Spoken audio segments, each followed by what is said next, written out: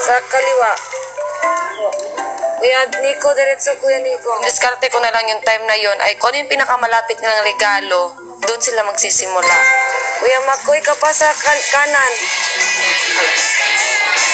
Hindi po diretso Kuya Makoy. Kuya Nico, diretso po. Ate Ilis, diretso. Ang sinusundan ko lang talaga yung mga sinasabi ni Maymay. Kuya Nico, dyan sa kanan. Diretso po, kapalang kapalang. Yung maze po mismo, masakit po siya pag nagkakapa po ng pasalubong. Ate Ilis, pasok dyan. Ang technique ko po kasi kuya, sinaslide ko yung buong arm ko po para wala po akong mamiss na pasalubong sa side ko. Masakit po siya. Kita po. Abutin mo ate yan. Yan po. Abutin. Ate, balik kayo. Diyan. Abutin nyo. Hindi nyo maabot. Yan. Ate, Ikot-ikot lang ako dito ah. Kaliwa pa. Yan. Kunin mo talaga. Yan ate. Gusto po namin magbigay ng pasalubong mga housemates namin para ipakita namin na naisip din namin sila. Hanggat maaari, lahat makuha namin. Kuya Makoy, diretso po. Hala, Kuya Makoy, saglit lang. Wala na palang.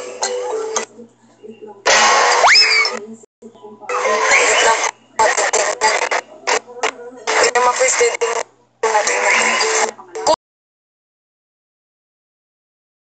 Kuya, ka muna kalala, diretso pa siya, sinarinig.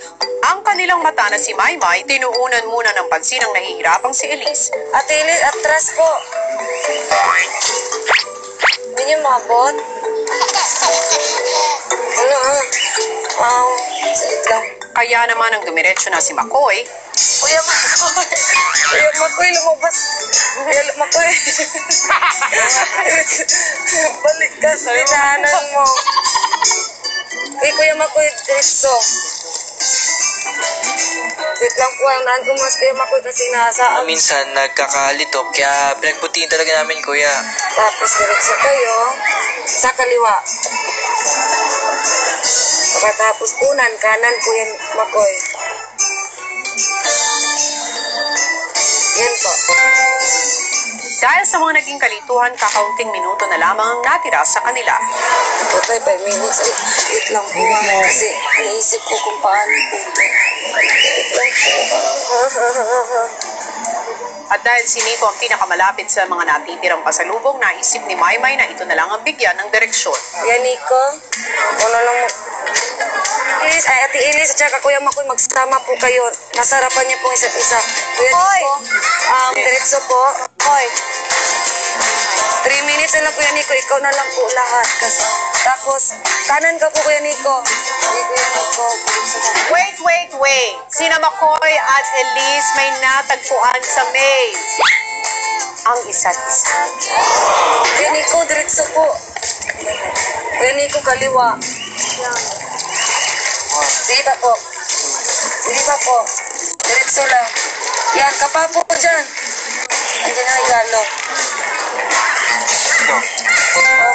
Kuya Nico, kaliwa. Nico! Yan, kapa po dyan. Yan.